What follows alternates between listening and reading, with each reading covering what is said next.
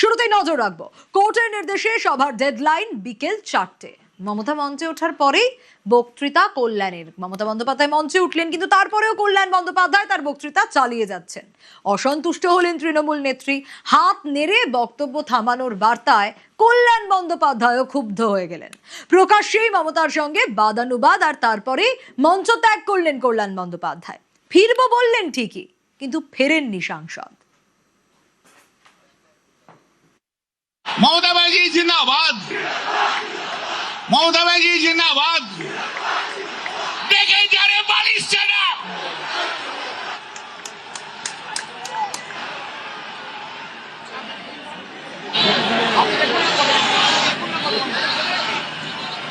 আমি কোনো এই মহতী সভায় তাদের অভিনন্দন জানাই। আপনারা অনেকে আহত হয়েছেন, আপনাদের উপর ডিম ছোড়া হয়েছে, পাথর ছোড়া হয়েছে, আপনাদের স্ত্রীদের অপমান করা হয়েছে। যে মমতা ব্যানার্জি ডাক দিলে মমতা রয়েছে মানে তৃণমূল সমর্থক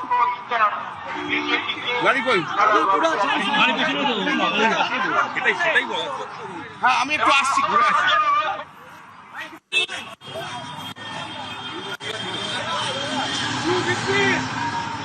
এরপর কি হলো? কল্যাণ বন্দ্যোপাধ্যায় তো ফিরবেন বলেছিলেন, কিন্তু আর মঞ্চে ফেরেননি। এরপর কলকাতা বিমানবন্দরে কল্যাণ বন্দ্যোপাধ্যায় চলে গেলেন। সেখানে কি সাংসদ কিছু বললেন? না, কিছু বললেন না। দাদা, আপনি কি নেমে গেছিলেন মঞ্চ থেকে?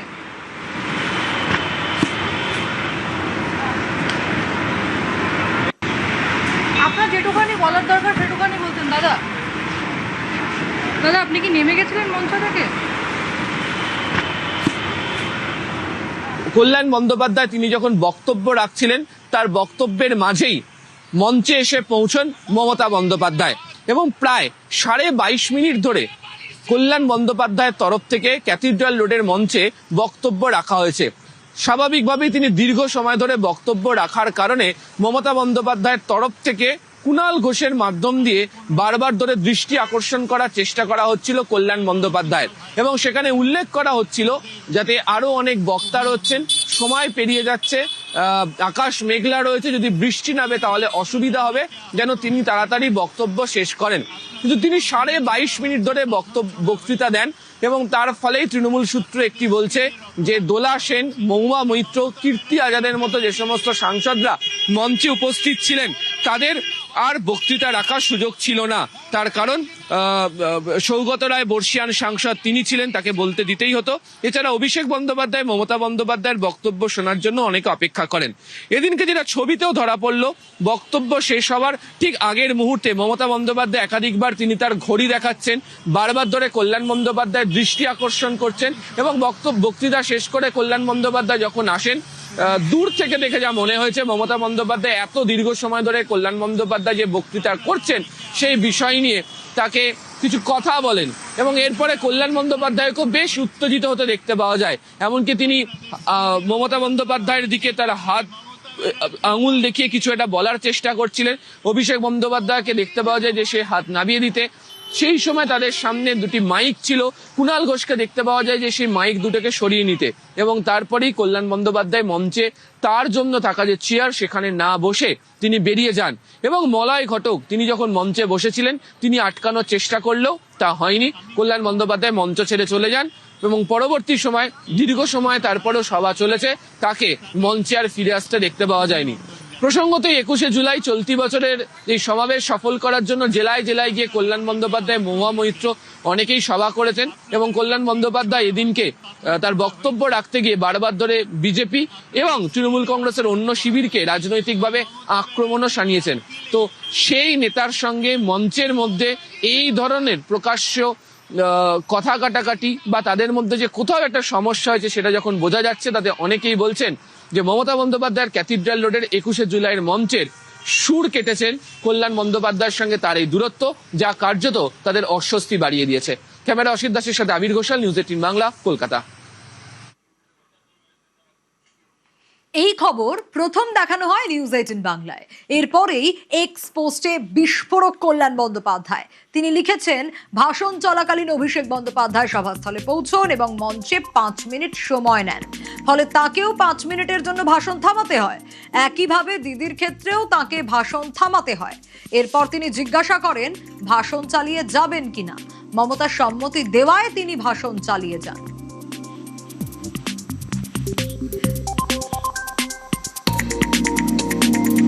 এখানেই থামেননি কল্যাণ বন্দ্যোপাধ্যায়।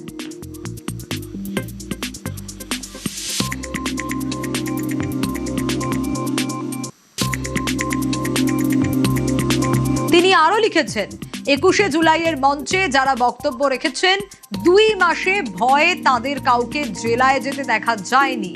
কালীঘাটের সূত্র থেকে তার বিরুদ্ধে কিছু তথ্য ফাঁস করা হয়েছে। 2 মাসে কর্মীদের মনোবল বাড়াতে তিনি বহু জেলা সফর করেছেন। কালীঘাটের সূত্রগুলোই দল ধ্বংস করে দেবে। নিউজ 18 বাংলায় এক্সক্লুসিভ প্রতিক্রিয়া দিয়েছেন কল্যাণ বন্দ্যোপাধ্যায়। আমি বলবো কি দিদি বলে হ্যাঁ বলো। আমি তারপর বললাম, বলা শেষ করে ফিরে আসছি, মমতা দি আমাকে বললো তুমি 1 ঘন্টা ধরে বক্তৃতা দিলে। আমরা 1 ঘন্টা কোথায় বক্তৃতা দিলাম? আপনার কানে এসব কে ঢোকাচ্ছে? পাশে অভিষেক আর সুগন্ধা বসে রয়েছে। তা দিদিকে বললাম, আপনি যাদের যাদের বক্তৃতা দিচ্ছেন তারা কেউ ঘোরেনি 2 মাস ধরে, কোনো জায়গায় ঘোরেনি, আমি করেছি একমাত্র। এটা আমার কাছে হিউমিলেটেড হয়েছে।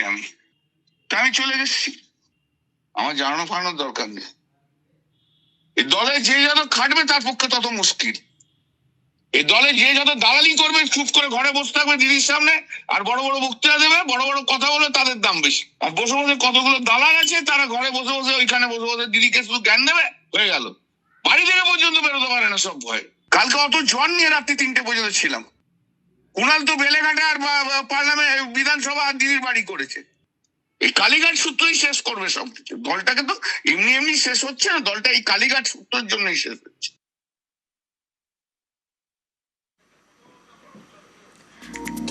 পুরসভা নিয়োগ দুর্নীতি মামলায় আমরা নজর রেখেছি ইতিমধ্যেই। এক্সক্লুসিভ রিয়াকশন কল্যাণ বন্দ্যোপাধ্যায়ের, সেটা শোনাচ্ছিলাম এবং এই খবর প্রথম নিউজ 18 বাংলায় আমরা দেখাই। আর তারপরেই বিস্ফোরক পোস্ট করেন কল্যাণ বন্দ্যোপাধ্যায়। তিনি লেখেন, ভাষণ চলাকালীন অভিষেক বন্দ্যোপাধ্যায় সভাস্থলে পৌঁছন এবং সেখানে মঞ্চে 5 মিনিট সময় নেন, ফলে তাকেও মিনিট 5-এর জন্য ভাষণ থামিয়ে দিতে হয়। একইভাবে যখন মমতা বন্দ্যোপাধ্যায় আসেন তখনও তাকে ভাষণ থামাতে হয়। তারপর তিনি জিজ্ঞাসা করেন যে তিনি ভাষণ চালিয়ে যাবেন কিনা। মমতা বন্দ্যোপাধ্যায় সম্মতি দেওয়ায় তিনি ভাষণ চালিয়ে যান। তিনি আরো লিখেছেন, 21শে জুলাইয়ের মঞ্চে যারা বক্তব্য রেখেছেন 2 মাসে ভয়ে তাদের কাউকে জেলায় যেতে দেখা যায়নি। কালীঘাটের সূত্র থেকে তার বিরুদ্ধে কিছু তথ্য ফাঁস করা হয়েছে। 2 মাসে কর্মীদের মনোবল বাড়াতে তিনি বহু জেলা সফর করেছেন। কালীঘাটের সূত্রগুলোই দল ধ্বংস করে দেবে।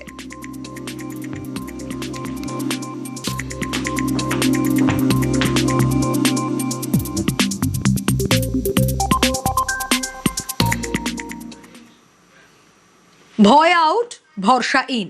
বঙ্গবাসীকে আশ্বস্ত করেছিল বিজেপি। সেই আশ্বাসে ভরসা রেখেছেন বাঙালি, আর ভরসা হারিয়ে ফেলেছেন মমতা বন্দ্যোপাধ্যায়। তার প্রমাণ মিলল 21শে জুলাইয়ের সভায়।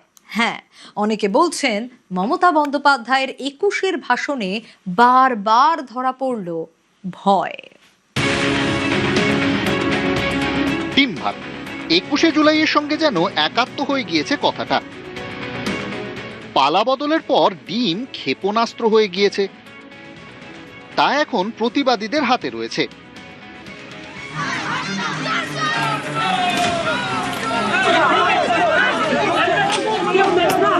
ডিম মমতা বন্দ্যোপাধ্যায়ের অনুগামীদের পাতে নেই।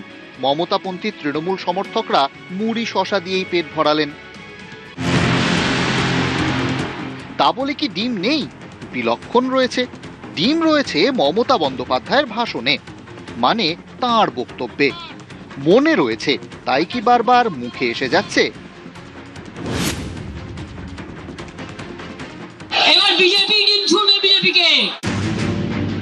তীরটা বিজেপির দিকে ঘুরিয়ে দিলেও ডিম ছোড়াটা যে প্রাক্তন মুখ্যমন্ত্রীর মনে গেঁথে গেছে তা যেন বক্তব্যেই পরিষ্কার। হবে নাই বা কেন? সোনারপুর দক্ষিণে গিয়ে ডিম মেখে ফেলেছেন অভিষেক বন্দ্যোপাধ্যায়।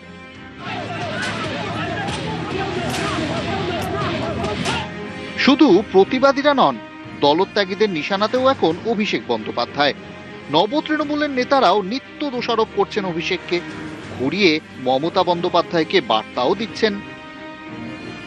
আপনাকে বাংলার মুখ্যমন্ত্রী অভিষেক বানায়নি, আপনাকে বাংলার মুখ্যমন্ত্রী কোন সেলিব্রিটি বানায়নি। আজকে প্রশ্ন করি, রক্ত বড় না ভক্ত বড়? কবে রক্তের ছেড়ে দিয়ে রক্তের মোহ, রক্তের সম্পর্কের মোহ ছেড়ে দিয়ে ভক্তদের কাছে আসবে? অভিষেক, তোর চমকানিতে দুটো তৃণমূলের ভালো কর্মী, গ্রামের কর্মী চমকাতে পারে, কিন্তু আজকের এই যে মহতী জনসভা, এই সভাকে চমকাবার ক্ষমতা তোর নেই। স্বয়ং যমরাজ এলো, স্বয়ং শকুনি এলো, একটা পার্টিকে খেয়ে ফেলতে পারত না। একজন লোক 2,60,00,000 ভোট পেয়েছে এমন একটা পার্টিকে গিলে ট্যাবলেটের মতো খেয়ে নিয়েছে। হাওয়া অভিষেকের বিরুদ্ধে, তা বুঝেই কি আরো বেশি করে অভিষেককে আড়াল করার চেষ্টা করলেন মমতা? অভিষেকের কোনো সিকিউরিটি নেই। অভিষেকের বিরুদ্ধে কত কেস হয়েছে? 400 কেস। ওরা তো ভয় পাচ্ছে না। অভিষেক ভয় পায় না, কথাটা প্রকাশ্য মঞ্চে ঘোষণা করতে হচ্ছে কেন? কথাটা হয়তো মদন মিত্র, ফিরহাদ হাকিমের মতোই কেউ পরের কোনো সভায় ছুড়ে দেবেন। যেমন প্রশ্ন উঠতেই পারে, মমতাকে 21শে জুলাইয়ের মঞ্চ থেকে কেন দাবি করতে হচ্ছে তিনি আসল তৃণমূল? আসল তৃণমূল আমরা। মানে মমতা মানেই তৃণমূল? বিষয়টা কি আর তেমন নয়? না হলে প্রতীক রক্ষায় মমতা বন্দ্যোপাধ্যায় লড়াইয়ের ডাক দেবেন কেন?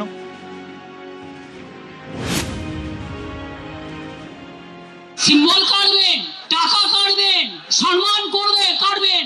শুনুন, এই তৃণমূল কংগ্রেস কর্মীদের টাকা দিয়ে ওই টাকা চোর ডাকাত গদ্দারদের ছেড়ে কথা বলবো না। খেলা হবে, ব্যাট বলের খেলা। এবার আমি সুপ্রিম কোর্ট পর্যন্ত দেখব। 2025-এর 21শে জুলাইও খেলা হবে স্লোগান শুনেছে বাঙালি। 2026-এর 21শে জুলাইয়েও একই স্লোগান দিলেন মমতা। প্রথমটা যদি হয় জয়ের নির্ঘোষ, পরেরটি অস্তিত্ব রক্ষার আকুতি নয় কি? এক বছরে যে আমূল বদলে গিয়েছে পরিস্থিতি। নিউজ 18 বাংলা।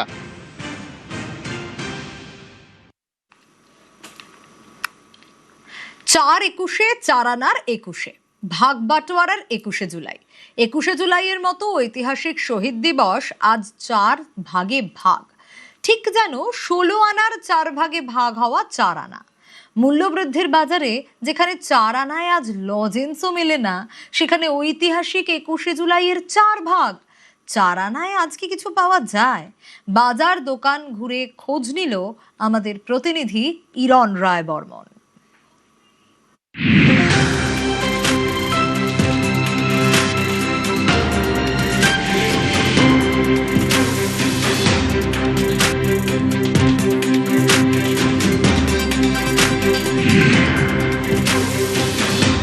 পানের দোকান খোঁজ নি 4 আনার কি দাম। দাদা, 4 আনার বিস্কুট, 4 আনার লজেন্স কিছু পাবো? না। হ্যাঁ, 4 আনা না, 4 আনা বিস্কুট বেচি না আমি। 4 আনার কিছু হয় না, 4 আনা কিছু হয় না। 4 আনা কত বছর ধরে উঠে গেল? এও তো 10 বছর ধরে উঠে গেছে। 4 আনা কত মনে আছে তো সংখ্যাটা? হ্যাঁ, হ্যাঁ। কিচ্ছু না, একটা কিচ্ছু নেই। না, 4 আনা কিছু বেচি না আমি। ভাবুন, 4 আনার কিছু হয় না। হ্যাঁ, এইবার আপনাকে যদি আমি জিজ্ঞেস করি, 21শে জুলাই আজকে 4 ভাগে 21শে জুলাই ভাগ হয়ে গেছে। 4 এই 21শে, তার আবার 4 ভাগ। কি অবাক হচ্ছেন? অবাক তো হওয়ার কথা। কিরকম দেখছেন 21শে জুলাই অন্যবারের থেকে এবারে তফাৎ? এবার তো পুরো ফাঁকা ফাঁকা লাগছে। 4 আনার কিচ্ছু পাওয়া যায় না, তবে 21 4 আনায় ভাগ, মানে 4 ভাগে ভাগ হয়েছে। আসুন না, খোঁজ নি অন্য দোকানে। আরো একটা দোকান, মশলা মুড়ি টুড়ি বিক্রি হয়, খোঁজ নি। ভাইয়া, 4 আনা 25 পয়সা। उसमें कुछ मिलेगा सामान? चार आना में क्या मिलता है?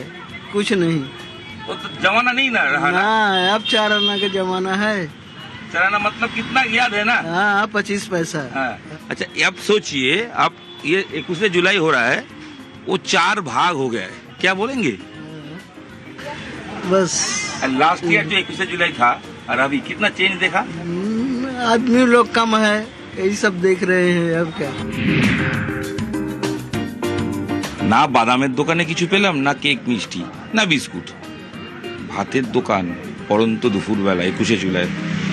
জানি না পাওয়া যায় কিনা, খোঁজ নি। 25 পয়সা আছে, 4 আনা আছে, 4 আনায় কিছু পাবো? কি পাবো? হ্যাঁ, কি পাবো?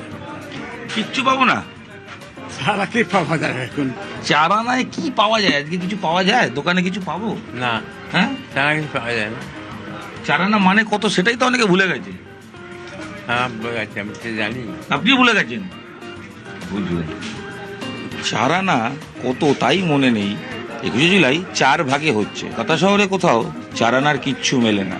একটা 21-এ একটা শহীদ তর্পণ যেভাবে 4 ভাগে ভাগ হয়েছে, সত্যি বিস্ময়। ক্যামেরা দীপঙ্করের সাথে রন রায় বর্মা, নিউজ 18 বাংলা।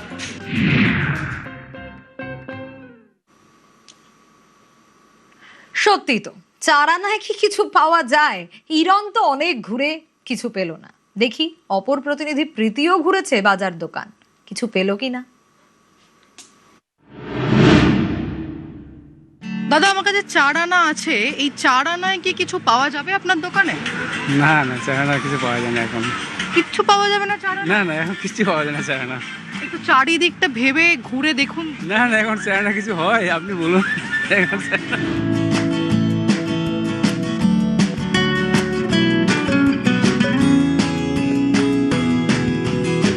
4 আনায় আপনি কি দিতে পারবেন আপনার দোকান থেকে? 4 আনায় এখন কিছু আর পাওয়া যায় না। 4 আনায় আগে আমাদের ছোটবেলায় রসগোল্লা পেতাম, তো এখন 4 আনায় আর কিছু নেই। একটু ভেবে বলুন, এই 4 আনায় কিছু দিতে পারবেন না? না না, 4 আনায় কিছু দিতে পারবো না। এখন সেই দিনটা নেই। এখন 4 আনার 10 গুণ করলেও কিছু পাওয়া যাবে কিনা সেটাও একটা ভাববার ব্যাপার আছে। ভাবুন, এই 4 আনায় কিচ্ছু হচ্ছে না, অর্থাৎ বাজারে কিছুই পাওয়া যায় না এই 4 আনায়। তবে তৃণমূলের 21শে জুলাই তা 4 ভাগে ভাগ হয়ে গেছে। একদিকে কালীঘাটপন্থী তৃণমূল, তারা 21শে জুলাই করছে, অন্যদিকে নব তৃণমূল, তারা 21শে জুলাই করছে। আবার এনসিপিআই, কংগ্রেস, তারাও মাঠে নেমে পড়েছে। ক্যামেরায় বিপুলের সঙ্গে প্রীতি, নিউজ 18 বাংলা, কলকাতা।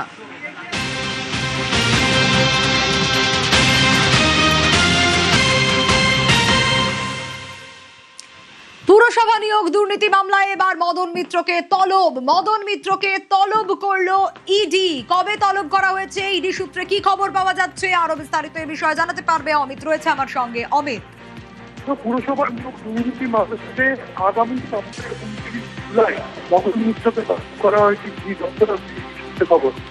অমিত, একটু স্থান পরিবর্তন করে কথা বলা সম্ভব? না, শোনা যাচ্ছে না। মদন মিত্রকে আমি নজর রাখবো, ইতিমধ্যে যে খবরে নজর রেখেছি, মদন মিত্রকে তলব করা হয়েছে এবার পুরসভা নিয়োগ দুর্নীতি মামলায়। মদন মিত্রকে ইডির তরফে তলব করা হলো। আগামী সপ্তাহে মদনকে তলব করা হয়েছে বলে ইডি সূত্রে খবর পাওয়া যাচ্ছে। মদন মিত্রের স্ত্রী ও ছেলেকেও তলব করেছে ইডি। এবার মদন মিত্রকে তলব কেন্দ্রীয় সংস্থা।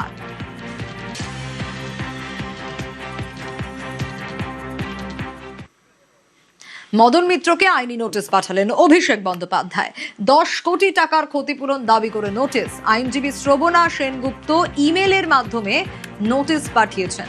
নোটিশ অনুযায়ী 19শে জুলাই মদন মিত্র তার ফেসবুক পেজ থেকে লাইভ করেছিলেন। অভিযোগ, সেখানে অভিষেক সম্পর্কে একাধিক মিথ্যা, ভিত্তিহীন, মানহানিকর মন্তব্য করা হয়েছে। আইনি নোটিশে দাবি, লাইভে প্রায় 6 মিনিট 55 সেকেন্ডে মদন মিত্র অভিষেককে অপরাধী, খুনি বলে উল্লেখ করেন এবং তার বিরুদ্ধে সুপারি কিলার সহ একাধিক গুরুতর অভিযোগ তোলেন। নোটিশে বলা হয়েছে এই সমস্ত অভিযোগের কোনো বাস্তব ভিত্তি নেই এবং এগুলি সম্পূর্ণ মিথ্যা ও মানহানিকর। মন্দির মার্গ থানায় সোনিয়া গান্ধীর নোটিশে আরও দাবি, নোটিশে আরও দাবি করা হয়েছে, লাইভ ভিডিও সোশ্যাল মিডিয়ায় ব্যাপকভাবে ছড়িয়ে পড়ায় অভিষেকের ভাবমূর্তি, রাজনৈতিক মর্যাদা, জনসম্মান ক্ষুণ্ণ হয়েছে। তাই মদন মিত্রকে অবিলম্বে এ ধরনের মন্তব্য করা থেকে বিরত থাকার নির্দেশ।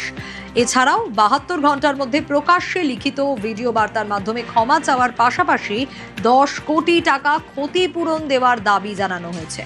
নোটিশে স্পষ্টভাবেই উল্লেখ, নির্ধারিত সময়ের মধ্যে দাবি পূরণ না হলে মদন মিত্র এবং ঘটনায় জড়িতদের বিরুদ্ধে দেওয়ানি ও ফৌজদারি 2 ধরনের আইনি পদক্ষেপই নেওয়া হবে।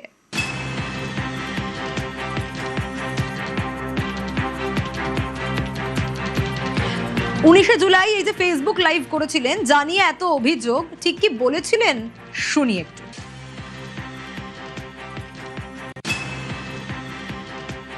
আরেকটা কথা অভিষেককে বলি, আমাকে চমকে ধমকে লাভ নেই। তুই ডায়মন্ড হারবার দিয়ে যাকে চমকাতে পারিস, আমাকে চমকাস না। আর মমতা ব্যানার্জি, অভিষেক ব্যানার্জিকে আমি বলি যে আপনারা বলছেন যা বলুন, আপনাদের চমকানিতে সিপিএম চমকাবে, বিজেপি চমকাবে, মদন মিত্র চমকাবে না। অভিষেক, আপনি তো ক্রিমিনাল, আপনি তো মার্ডারার, আপনি তো পয়সা দিয়ে মার্ডার করেন, আপনি তো সুপারি দিয়ে মার্ডার করেন। You are having a criminal instinct. 21শে জুলাই সকালে কিন্তু আমাদের দুজনেরই মিছিল বেরোবে, একটা মমতা ব্যানার্জির, একটা শুভেন্দু অধিকারীর।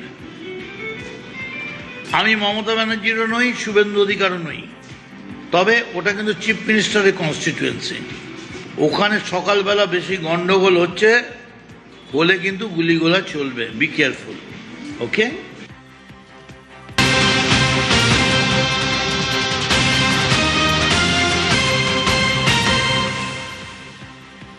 শুভেন্দুর নিশানায় অভিষেক, ডায়মন্ড হারবার থেকে ভোটে লড়ার চ্যালেঞ্জ। শুভেন্দু অধিকারের নিশানায় অভিষেক বন্দ্যোপাধ্যায়। মদন মিত্রর বিরুদ্ধে অভিষেক বন্দ্যোপাধ্যায় 10 কোটি টাকার মানহানির মামলা করেছেন। মদন মিত্র তাকে বিভিন্ন ভাষায় অনেক বড় বড় কথা বলেছে, আমি কাউন্টার করব না। ওকে শুধু একটা কথা বলে গেলাম, ওর বাপের নাম যদি ঠিক থাকে আগামী লোকসভা ভোটে ডায়মন্ড হারবারে লড়বে, এইটুকু বলে গেল। সিকিমের নামচিতে টানেল বিপর্যয়, মৃত 12। টানেল তৈরির কাজ পরিদর্শন করছিলেন অফিসাররা। টানেলের ভিতর তখন 25 জনের বেশি উপস্থিত। সোমবার দুপুর 2টো নাগাদ মিথেন গ্যাস বিস্ফোরণ হয়। আর মিথেন গ্যাস বিস্ফোরণে প্রাথমিক অনুমান, পাহাড়ের খাঁজে জমে থাকা মিথেন গ্যাসেই বিস্ফোরণ।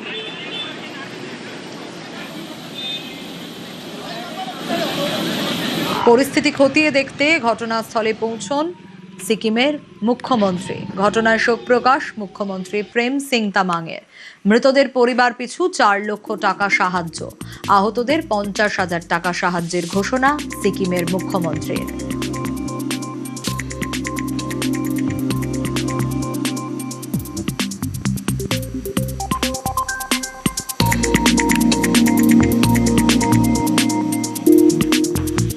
ये लैंडस्लाइड नहीं, विशेष रूप से अभी सुनाई दे रहा है कि मीथेन गैस के कारण कहीं ब्लास्ट होगा। ये कोई लैंडस्लाइड के कारण, ये बारिश के कारण या मानसून के कारण नहीं, ये अंदर ही अचानक काम कर रहा था, अचानक, लेकिन ऐसा हो गया। तो इसके लिए हम लोग एक जांच कमेटी रखेंगे, बाद में पता चलेंगे क्या है, किसके कारण क्या है। और राज्य सरकार की तरफ से हम लोग जो भी डिजीज है उनके लिए हम लोग 4 लाख रुपए देंगे, और जो भी इंजूर है उनके लिए हम 50,000 रुपए देंगे।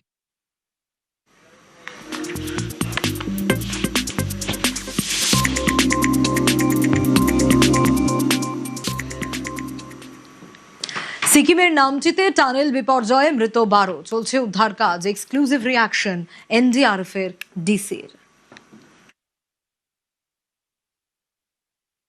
विवेक जी, ये बताइए कि क्या हुआ है, अभी तक कितने लोग वहाँ पे निकाल पाए हैं आप लोग, और अभी क्या सिचुएशन है? दोपहर में 2 बजे के आसपास एक ब्लास्ट हुआ है, सस्पेक्टेड मीथेन गैस की वजह से। अच्छा। तो ब्लास्ट की वजह से जो लोग अंदर काम कर रहे थे उसके जद में आ गए हैं। कुल 25 लोगों के फंसने की संभावना थी, जिसमें हमने डिस्ट्रिक्ट इंस्पेक्टर के साथ मिलकर, एनएचपीसी के साथ मिलकर अभी तक 12 लोगों को रेस्क्यू कर लिया है। तो डेड बॉडी निकली उनकी। कितने लोगों की और फंसे होने की संभावना है सर? जो इनिशियल रिपोर्ट दिया कि 25 लोग अंदर हो सकते थे, तो 12 निकाला, तो 12-13 लोगों की संभावना है उसमें। और क्या उनके साथ आप लोग संपर्क कर पा रहे हैं, जो लोग अभी अंदर फंसे हुए हैं, क्या हाल में है वो लोग? नहीं, उनसे संपर्क नहीं है, क्योंकि जो अभी तक जितनी बॉडी निकली इनिशियली वो सारी मतलब लाइव कोई नहीं निकला, डेड बॉडी निकली है। अच्छा, और किस तरीके से ये हुआ है? हम बता रहे हैं कि जो अपने पहाड़ों में जो फॉसिल फ्यूल्स होते हैं उसकी वजह से मीथेन गैस के पॉकेट्स बन जाते हैं। कभी कभी पॉकेट अपने आप जब वो बाहर निकलता है फोर्स के साथ, तो ब्लास्ट हो जाता है। तो ब्लास्ट इफेक्ट में साथ में बर्निंग इफेक्ट भी हो जाता है, इसकी वजह से लोग उसकी चपेट में आ गए। और क्योंकि क्लोज द स्पेस था, अंडर टनल के बीच में, तो उसका इफेक्ट ज्यादा हुआ। कितने एनडीआरएफ की टीम वहाँ पे काम कर रहे हैं सर? इंडिया की अभी 4 टीम यहाँ पे आई थी। 4 टीम।